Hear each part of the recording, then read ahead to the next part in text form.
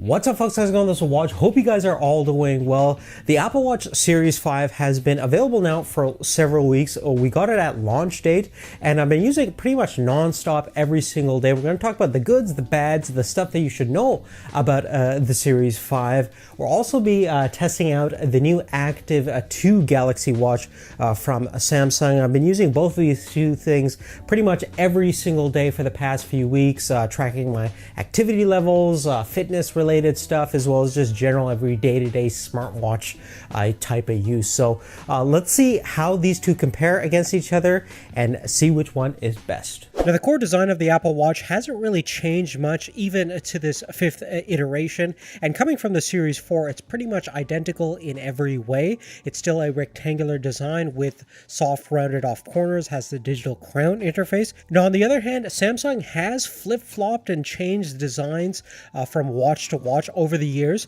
Now, the Galaxy Active 2 is pretty much the same overall design as the Active that we came across just a few months back. So it's still a circular design, which really worked quite well in the previous generation Galaxy watches, which actually had a physical rotating bezel that would interface with the Tizen operating system fairly well. Now, in the recent Galaxy watches, you can see that we're missing that physical dial, but in the Active 2, Samsung has reintroduced this interface by something called a touch bezel. So essentially, you can slide your finger around the perimeter of the watch itself, and via the built-in haptic feedback system, you do get the sensation that you're rotating a physical dial, even though it's a virtual system, but it does make navigating through the operating system a little bit more seamless and less reliant on the directional swipe commands that you're going to do with one finger. So it definitely makes interfacing with the Tizen system a little bit better, but still doesn't beat that physical dial that we saw in previous generation Galaxy watches. Now, since the shape of both devices are different, it's hard to do size comparisons, but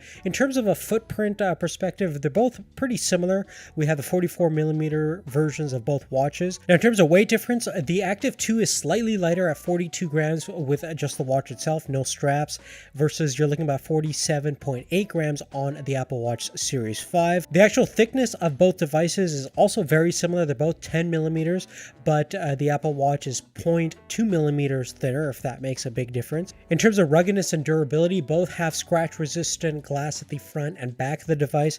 Apple Watch specifically uses a sapphire crystal glass, which is definitely more premium glass technology than something like the Corning Gorilla Glass DX Plus that we find on the Samsung Galaxy Watch Active 2. In terms of water resistance, they're both pretty much rated down to about 50 meters deep, obviously sweat resistant, and have a whole bunch of different band options depending upon your personal needs and preferences. Now, in terms of case material options, we have stainless steel and aluminum cases available on both platforms, with the exception that the Apple Watch Series 5 also has the option of both titanium and ceramic case finishing. So if you do want a little bit fancier watch, you do have that option, although it doesn't really add anything more in terms of durability, longevity. It's just mostly bragging rights for the most part, in my opinion. Now, as far as new features on the Apple Watch Series 5 compared to the previous generation Series 4, you're not going to find a huge difference besides the always-on display feature that we'll talk about in a little bit. Internally, it's pretty much using the same exact Apple S4 processor. You do have a little bit more internal memory of 32 gigabytes versus the previous generation used 16 gigabytes, as well as the new gyroscope compass feature. But other than that, internally, it's the same as the Apple Watch Series 4. Now, in terms of the main selling feature of the Apple Watch Series 5 being the always-on display, it's using a low-temperature polycrystalline oxide display driver in order to actively adapt and adjust the refresh rate so it doesn't impact battery life too much. Although the battery life is not stellar compared to the Active 2, it is still nice to have that display always on and accessible for you to tell the time or get different notification information and things like that. Now, in terms of display quality itself, both are using organic LED displays, so they're super bright and very good in terms of black levels. Resolution wise, the Apple Watch Series 5 does have the higher native resolution of 44 408 by 368 versus you're looking at 360 by 360 on the Active 2. Both have a relatively high pixel pinch, and you're not going to be complaining in terms of sharpness for viewing photos and things like that. But more importantly, in terms of the touch interface, I think the Apple Watch has always been a little bit more responsive, certainly more precise in terms of initiating fine touch commands. It also has 3D touch, which the Active 2 does not. And just navigating through the operating system, you definitely have a greater sense of confidence over your commands on the Apple Watch versus it's always been a little finicky on the Samsung side. Now, in terms of physical buttons and dials, as we mentioned before, we have the touch bezel interface on the Active 2, which replicates the physical dial that they had previously. They also have two physical buttons on the side of the watch. The top one is by default used to bring up Samsung Pay. The one at the bottom, if you double tap, you can bring up Bixby, Samsung's Siri, and Alexa Assistant. And if you tap on it once, it'll bring you back to the home page or to the previous screen, depending upon the application that you're using. Now, the Series 5 Apple Watch hasn't really changed all too much in terms of control interface. We still have the awesome digital crown interface, which you can press in. You also have the physical button at the bottom of the digital crown. And in terms of navigating through the operating system, it's just well thought out and definitely feels a lot more seamless, and you have a greater sense of control with that dial, not to mention the superior touch display. And coming back to the whole shape and form factor of the watch, because it's a square design, it definitely feels more like a miniature version of your smartphone, which is the whole purpose of the Apple Watch. And unlike Google and Samsung and other companies that have been doing circular smartwatch designs, which kind of feels like a more traditional watch with a smartphone-ish elements built inside, is a lot more cumbersome, and more importantly, in terms of applications and adapting and developing applications, navigational perspective leads to all sorts of problems compared to the more square interface. And beyond that, Watch OS in its 6th iteration is just far superior and so much easier to use than the Tizen interface that's currently available on the Active 2.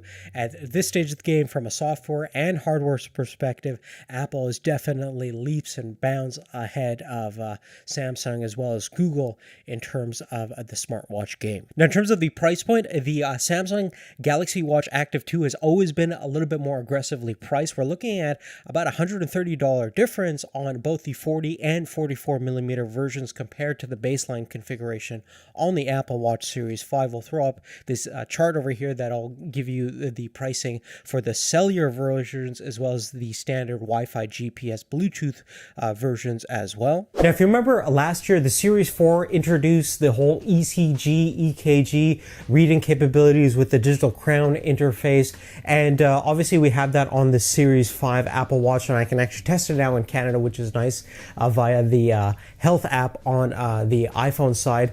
Now, we also have the same capabilities to read ECGs or EKGs on the Active 2, but it's going to be released on a later software update in 2020. I definitely think that having the ability to read ECGs are really important these days on a smartwatch, due to the fact that there's actually been a number of scenarios in the US where people have detected irregular heartbeats, notified their doctor, and found out that they actually have a heart issue or condition that they have to address. So definitely an important feature for, I think, everyone to have access to. Furthermore, one thing that's getting real popular these days is actually sleep tracking, which is going to be important for recovery and just general health. We have sleep tracking built in to the Active 2 versus you're going to need to use a third-party application like Sleepwatch to enable that on the Apple Watch.